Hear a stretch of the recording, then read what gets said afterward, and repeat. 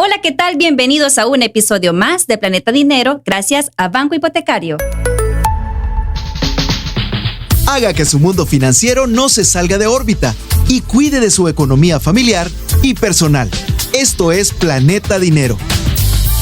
Bienvenidos a Planeta Dinero, soy Pamela Carranza y este día vamos a conversar sobre un tema bastante interesante, cómo evitar las estafas y los fraudes electrónicos. Para conversar al respecto me acompaña Alejandro Durán. Él es oficial de seguridad de la información y ciberseguridad del Banco Hipotecario. Bienvenido, Alejandro. Hola, muchas gracias, Pamela. Un gusto y gracias por haberme invitado en ese podcast. De verdad que abordar estos temas que sean de conocimiento para todos es muy importante. De hecho, es algo que se ha venido aumentando desde la pandemia, inclusive. Fíjate, hemos tratado de visualizar todos los escenarios para que realmente estas estafas disminuyan y no nos afecten tanto personalmente como en el Banco Hipotecario, que es donde realmente ejerzo mis funciones. Pues imagínate, te comento, yo ahí soy el oficial de seguridad y ciberseguridad. Es bien importante porque nosotros aquí adoptamos diferentes escenarios. Por ejemplo, en la ciberseguridad es lo que tú no ves, ¿verdad? Okay. Pero existe en el ciberespacio. Y hoy prácticamente tenemos redes sociales, tenemos las bancas en línea. Hoy casi que todo se hace así. Realmente conocer los peligros que uno está, eso no significa que realmente vamos a dejarlo por detrás y no, mejor lo voy a hacer de forma tradicional. Hay que confiar en lo que hacemos en la parte digital. En la parte normativa, en Banco Hipotecario también cumplimos muchos requerimientos para resguardarnos de adentro hacia afuera, porque principalmente esto es lo que nos ayuda a tener mejor control o gestión de la seguridad, tanto en la parte de riesgos, detecciones de activos de información, nuevas metodologías que ayuden tanto a los empleados internos, en este caso, como a nuestros clientes, que tengan la seguridad que todos los controles y todos los resguardos para todas las transacciones que hagan realmente se cumplan y no tengan ningún problema. Me encanta que nos expliques todo esto, porque yo también quiero saber un poco en qué consiste esto del cibercrimen exactamente. Te pongo en contexto. Ahorita ya el crimen tradicional, lo que ellos buscan realmente es dónde ellos pueden invertir poco y obtener la máxima ganancia. Ahorita desde la pandemia, como te lo decía al inicio, realmente todo se volvió digital. A veces habían cosas o hay cosas que de repente no se hacían, pero por la misma necesidad se migró a ese plano del ciberespacio. Ellos vieron la oportunidad, el dinero realmente está ahí. Las personas a veces no tienen conocimiento pleno que ellos pueden ser víctimas de un cibercrimen porque pueden decir, no, ¿qué les puede interesar de mí? Y a veces algo es tan sencillo como no tener la idea de que nuestra información es valiosa. Solo te pongo un ejemplo.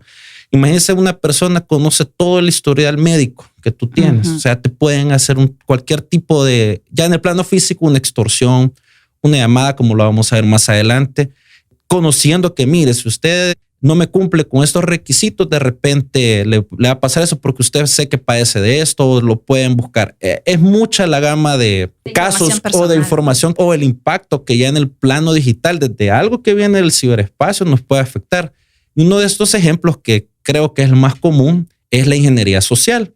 Fíjate que esto es un concepto que lo vivimos día a día, pero de repente no nos percatamos. Realmente el concepto formal, lo vamos a decir formal y la parte coloquial. Sí, explícame porque un poco me has apantallado con esa palabra. A ver, contame. La parte es un conjunto de técnicas porque no solo es una cosa que hacen los atacantes, sino que amarran un montón de pistas o de técnicas, como lo digo, que ellos ocupan realmente para engañar y robar datos. Y te voy a poner un ejemplo de ingeniería social que no es relacionado con el cibercrimen. Imagínate, tú vas en la calle y de repente ves a alguien que viene hacia ti con un aspecto que se ve mal, que está en una gran desconfianza, tal vez viene enojado. Uno de forma natural sube defensa psicológica y dice, no, que esta persona me puede hacer algo, mejor me aparto, me quito. Y si nos habla, de repente desconfiamos a darle la hora. Pero ¿qué pasa si es al revés? Si es una persona que viene muy limpia, adecuada, viene sonriendo, viene contenta, viene hasta cantando y nos pide nuevamente la hora, esas defensas bajan porque el mismo cuerpo o la misma visión de esa persona dice que, ok, no me va a hacer daño. Ya trasladándolo al ejemplo que estamos mencionando, eso pasa cuando veo una página que parece inocente y me está pidiendo datos, pero puede estar relacionada con algo, con política, con deportes, autos, que yo creo que de simple a primera vista no me va a pasar nada. Entonces yo ingreso los datos. básicamente es eso, explotan esa parte psicológica de confiar en lo que nos están presentando y usualmente uno tiende a caer porque cree que no va a pasar nada. Ahora trasladándonos un poco más ya al rubro bancario como tal, ¿Sí? ¿De qué manera puedo yo detectar cuando mi cuenta o mi información personal está siendo vulnerada? En ese caso hay bastantes elementos que hay que analizar y lo primero que yo recomiendo siempre es de que se actúe con debida diligencia, es decir, con un criterio básico. Por ejemplo, lo primero es, ese es un correo, si es el ataque por correo que estoy esperando, si es no, desde eso es el primer indicio de decir, ok, esto es un intento de engaño. Hay otro plano, por ejemplo, una llamada telefónica, como lo vamos a ver, como les digo más adelante, que me están pidiendo información y de repente, ok, pero ¿cómo obtuvieron mi teléfono? Son preguntas básicas que hay que hacer. ¿Para qué es el objetivo de esta llamada? ¿Por qué? Porque usualmente las entidades bancarias no actúan pidiendo información en una dirección. Es decir, ellos no van a venir un día y bueno, voy a consultar con mis clientes cómo tienen sus cuentas bancarias. Excelente eso no que va, me digas eso. Eso no va a pasar. A menos que yo haga una solicitud formal, pero el canal es diferente. Inclusive en nuestro banco, por ejemplo, hay muchos controles que tienen que pasar para brindar información. Aún los mismos clientes tienen que estar conscientes de decir, ok, saber sus preguntas secretas, sus documentos que son formas de validar realmente que son ellos. Entonces, esos controles se pasan. Si hay algo que me parece sospechoso, como el idioma de la persona que me llama, o cómo viene redactado un correo electrónico. Entonces, eso es otro indicio de sospecha. Entonces, para eso, digamos que le vamos a dar un nombre formal a todas esas amenazas, porque ahorita anda sonando un montón. Sí, cabal. Que de repente mi entidad bancaria, o por ejemplo, banco hipotecario, habla, evita el phishing o evita ese tipo de técnicas de ingeniería social, como lo estábamos diciendo. Entonces, la primera, la que acabo de mencionar, es que es el phishing. Ese realmente es un intento de suplantar identidad. Es decir, puedo recibir un correo electrónico o un enlace donde me redirija a una página web que puede tener los mismos colores, la misma nomenclatura y me intenta engañar porque ahí dicen, ok, o sea, la ingeniería social actúa que, ok, es mi banco. Mi banco no me va a afectar. No ¿verdad? Desconfío, ¿verdad? Estoy segura. No voy a desconfiar. Cabal.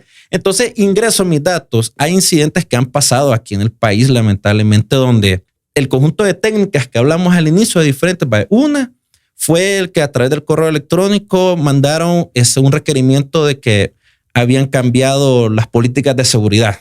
Entonces, los colores eran los mismos y todo, pero tal vez la gente no se percató del origen. El origen venía de cuentas gratuitas, pero el título lo habían armado tan bien que parecía real. Entonces la gente accedía, lo redirigía a una página que también tenía los mismos colores y a veces no se fijaban en las reglas ortográficas o en la semántica y solo confiaban porque necesitaban hacer rápido y tal vez la gente, el temor era, ok, mi dinero, pues al final le va a pasar algo. Entonces empezaban con preguntas inocentes como tu nombre, tus preferencias y de repente preguntaban ya los identificadores que dije al inicio.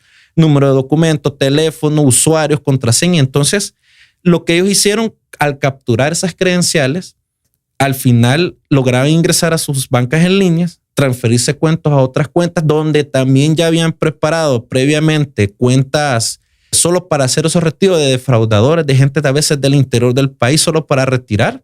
Y de repente, ok, mi dinero fue robado. Entonces, si se fijan, todas esas técnicas fueron 3, 4, no lo hace una persona. Esa es una banda de gente que es especializada en esos pocos. Tal vez en ese caso también una de las recomendaciones podría ser que cuando yo reciba un correo o algo realmente relacionado a mi cuenta bancaria, tomarme el tiempo de leerlo detenidamente y evaluar que tenga las características formales propias de una cuenta bancaria, digamos, como tal. Por ejemplo, tú me dices, vaya, yo aquí veía que venía de un origen gratuito. O sea, sabemos que en un banco, pues, no va a ser así.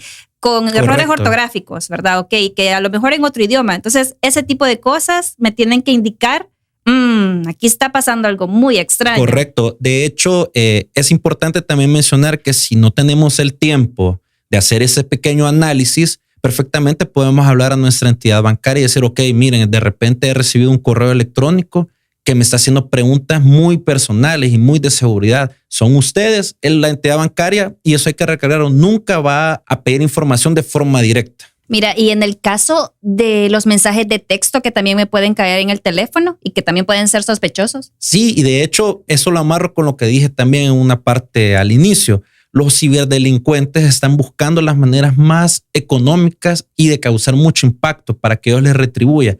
Uno de esos es el smishing y el phishing.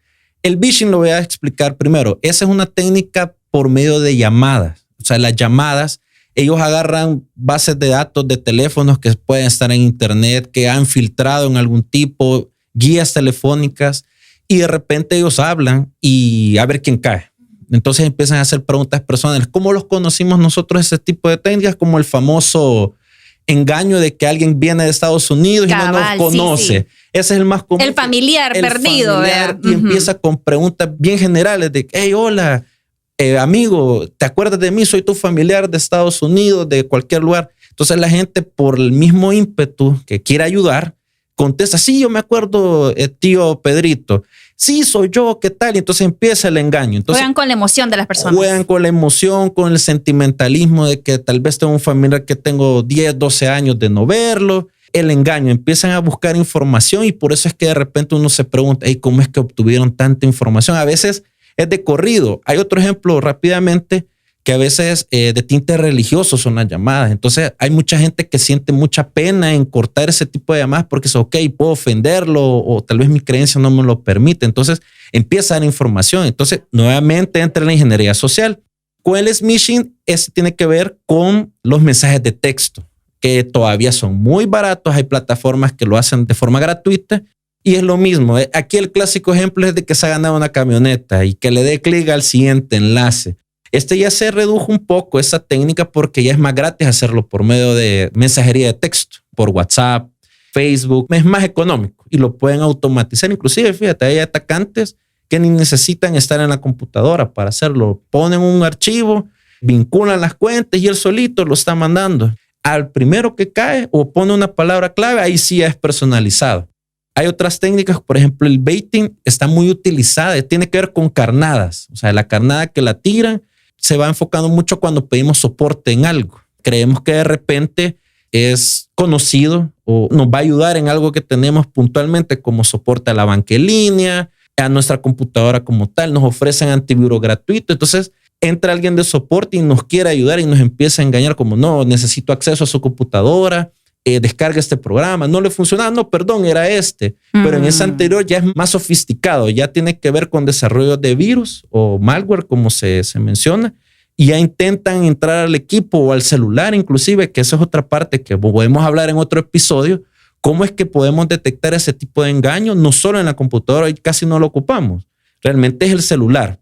Y finalmente tenemos una que es de las más agresivas, podría decir yo, que se llama scaleware, tiene que ver con amenazas, ya con una extorsión puntual, porque ya hicieron toda esa cosecha de información que de diferentes formas me la han mencionado o yo le he dado sin querer. Ya cuando de repente nos cae un mensaje, ok, ya detectamos que tú sales a las 8 de la noche de tu trabajo y cómo saben todo eso, es porque tal vez me cayó una llamada y yo sin querer, no, mire, fíjese que ahorita estoy en la oficina.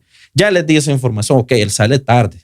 O de repente llené una encuesta y me preguntaron algo específico y lo di. Ya va más allá, ya eso es más agresivo. Ya va un poco con tono más amenazante, como más atemorizando a las personas. Correcto, ya es de choque. Entonces de repente es efectivo porque la gente no sabe por dónde lo han amenazado y uno tiende a creer que lo están hasta vigilando. Y a veces es la suma de diferentes días o meses que los ciberdelincuentes ya vieron que hay una oportunidad de conseguir algo y han recopilado la información. Por eso es muy importante de todas estas amenazas que hemos visto no dar información. A veces podemos creer que no, que alguien sepa en una encuesta que alguien me quiere dar un vale de $10 para algo. Pero mire, llene esta encuesta y ponga su correo, ponga su número de teléfono.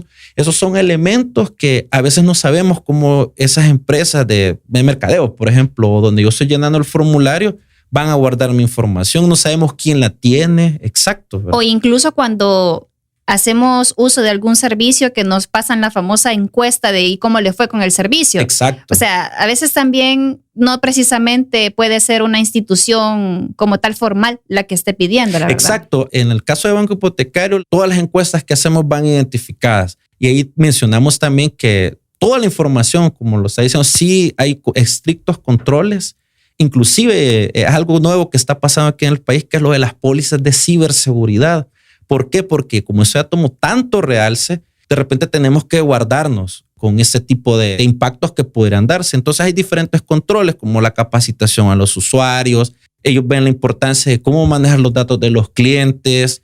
Ya controles físicos que defienden contra correos de phishing para que, digamos, internamente no nos vean afectados. Las campañas que nosotros hacemos, todo eso ayuda bastante. Entonces, creo que hemos abordado todas las dimensiones, pero esto es cambiante, ¿verdad? Entonces, nosotros nos dedicamos, o en la área en la que estoy, a buscar todas esas nuevas amenazas para resguardar toda la información interna y externa. Y la seguridad, por supuesto, de los usuarios de Banco Hipotecario. La seguridad principalmente de nuestros clientes, así es. Alejandro, ¿cuáles podrían ser esos principales puntos aprendidos en este episodio? Lo primero que tenemos que abordar, y creo que es con lo que principalmente se combate en la ingeniería social, es actuar con mucho criterio. Es decir, hay que hacernos preguntas. O sea, si de repente estoy recibiendo algo que estoy esperando, ok, no es algo que yo he pedido, ese es el primer indicio de desconfianza. El segundo indicio de desconfianza es cómo está estructurada las preguntas, qué realmente me están preguntando. O sea, si me están preguntando algo muy personal como mi número de DUI, mis correos electrónicos, mis contraseñas, es 100% seguro que puede haber un fraude en línea. Otra de las enseñanzas que podemos adoptar es que el origen de dónde viene, y eso es lo que decía también, ninguna institución financiera, en específico Banco Hipotecario, nunca les va a pedir información a los clientes de forma directa. Es lo principal. Si viene de cuentas gratuitas, las entidades bancarias tienen sus propias estructuras de nombre, de correo electrónico. Eso es lo primero que hay que revisar. Lo otro es desconfiar de todo lo que tenemos, de una llamada, de un mensaje que no estoy esperando, de un número extraño. A veces son números de acá. Pero si es algo que no estoy pidiendo, tener conciencia de la información que tenemos. La información, aunque sea el tipo de sangre o la que aparece en nuestro DUI, a veces no le damos mucha importancia. Se me perdió el documento de identidad y de repente no pasa nada, pero hay mucha información. Entonces la información ya hay que verla como un activo valioso y puede ser para cualquiera. No importa si usted está empezando en el mundo laboral o lo acaba de sacar o tenemos mucho tiempo de tenerlo. Lo importante aquí es cuidar la información. Alejandro, gracias de verdad por habernos acompañado en este nuevo episodio de Planeta Dinero. Muchas gracias también por invitarnos y tomarnos en cuenta para brindar toda esta información. Y hago énfasis en algo. Tú eres cliente de Banco Hipotecario y tienes indicios de algún tipo de fraude o tienes dudas, consultas, puedes contactarnos en nuestros diferentes canales, principalmente nuestro contact center. El número es 2250-7000 y puedes hacer todas las preguntas que tú necesites. Hay personal altamente calificado y si no, de repente podemos acercarnos personalmente para atender cualquier duda. Y te invitamos a ti para que estés pendiente del próximo episodio porque vamos a hablar sobre cómo prevenir ser víctimas de estafas cibernéticas y también cómo poder cuidar de tus datos personales. Soy Pamela Carranza y esto fue Planeta Dinero, un episodio nuevo todos los viernes. No te lo pierdas. Esto fue Planeta Dinero, el espacio en el que nuestra economía se mantiene en órbita.